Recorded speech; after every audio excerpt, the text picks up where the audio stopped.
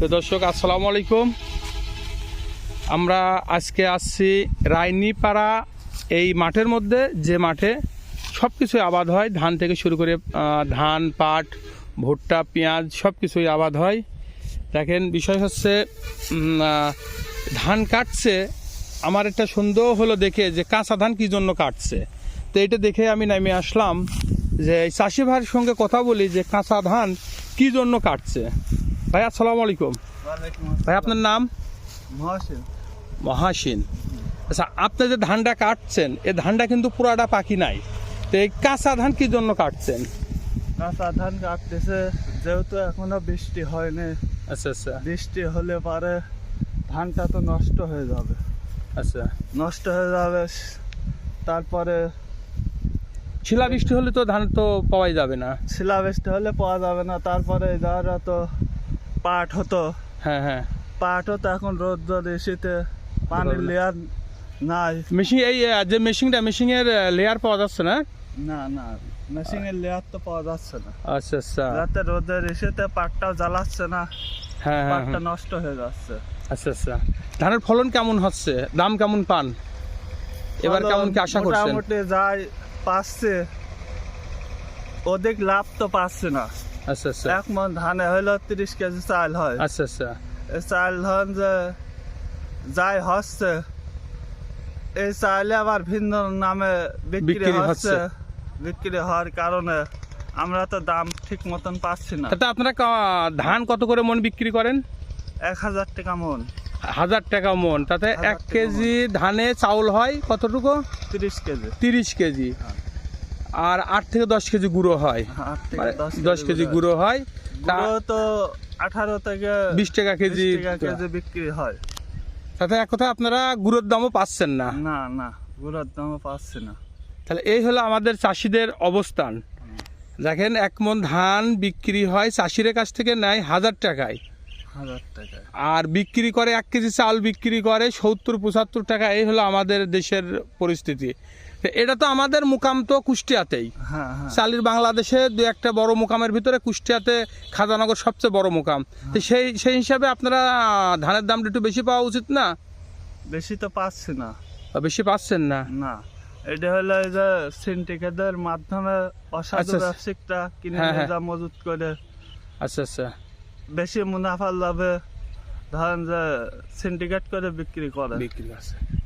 শুনলেন চাষি ভাইয়ের কথা, যে এরা সব জায়গাতেই সিন্ডিকেটের আওতায় পড়ে যায়।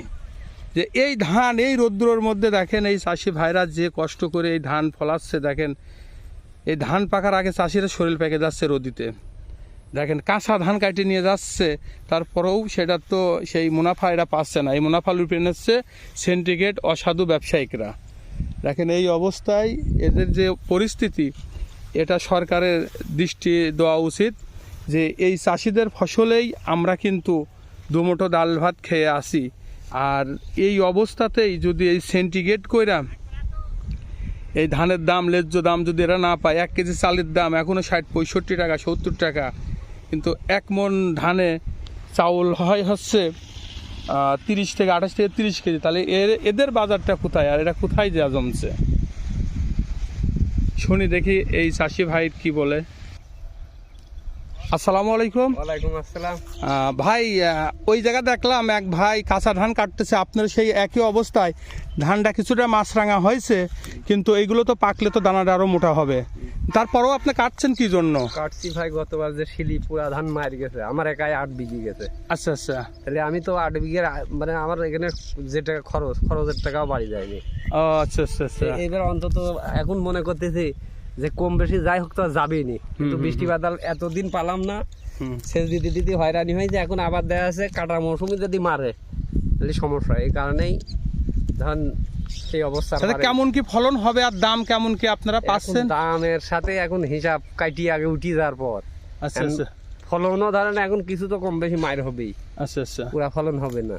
তা আপনারা দাম কেমন কি আশা করছেন? এখন বর্তমান বাজারের তো জানিনি, এখন কাটি কুটি উঠবো, তারপরে একটা বাজারের উপরে নির্ভর করে বেঁচে লাগবে। চালের মুকামটা তো আমাদের কুষ্টিয়া খাজানগরটা তো বড় মুকাম, সেই হিসাবে আপনারা কি বেশি মুনাফা আর আশা করেন না?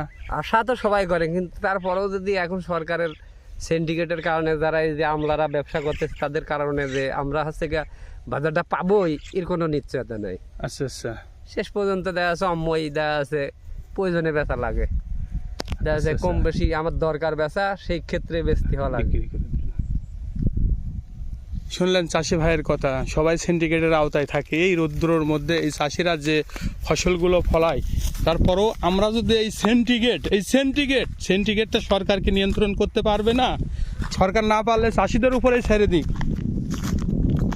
দেখেন ধানগুলো না পাকার কারণে দেখেন এই অবস্থা হয়ে গেছে। চাষিরা এমনিতেই ক্ষতিগ্রস্ত বৃষ্টি না হওয়ার কারণে, তারপরেও কাঁচা ধান কাটছে। যে আল্লাহর উপরে এরা এখনও মানে নিরাশ হয় নাই, আশা ছাড়ি নাই যে আল্লাহ তাআলা যে কোনো মুহূর্তে হয়তো বৃষ্টি দিতে পারে। বৃষ্টি দিলে পরে এই মাছরাঙা ধানগুলো নষ্ট হয়ে যাবে। এই কারণেই দেখেন এই অবস্থা। আসসালামু আলাইকুম চাচা। চাচা আপনি এটা কি করবেন যে এরকম বাঁধছেন? খড় হবে এটা বিছেলি বানাবেন, এটা খ্যার বানাবেন না, তাই তো? আচ্ছা আচ্ছা। চাচা আপনি যে ধানটা যে হয়েছে এটার কেমন কি মুনাফা আশা করছেন, আর ফলন কেমন কি? মুনাফা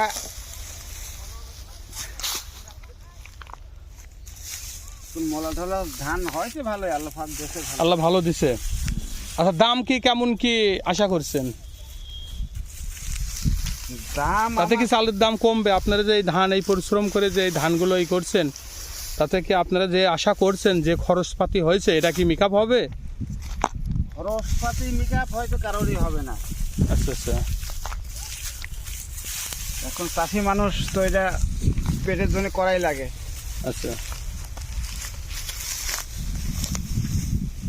চাষি মানুষের কাজ করাই লাগবে।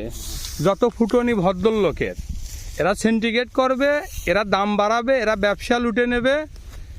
সিন্ডিকেটের মাধ্যমে এরা এই চাষিদের জিম্বি করে নিয়ে যে আমদানি রপ্তানির উপরে যে ব্যবসাটা লুটে নেয়, এটা আসলেই ঠিক না। এই রৌদ্রের মধ্যে এই চাষি ভাইদের উপরে দিকে খেয়াল করে সরকারের পদক্ষেপ নেওয়ার প্রয়োজন। দেখেন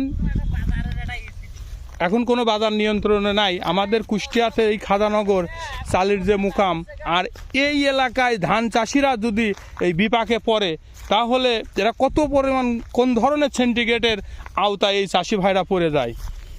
এইদিকে সরকার একটু দৃষ্টি দিবেন, যাতে এই চাষি ভাইরা আর এই কোনো সিন্ডিকেটের আওতায় পড়ে এইভাবে যেন তাদের জীবনটা যেন এই রোদি পুরাইয়া সিন্ডিকেটের আওতায় তাদের জীবনটা যেন বরবাদ না হয়।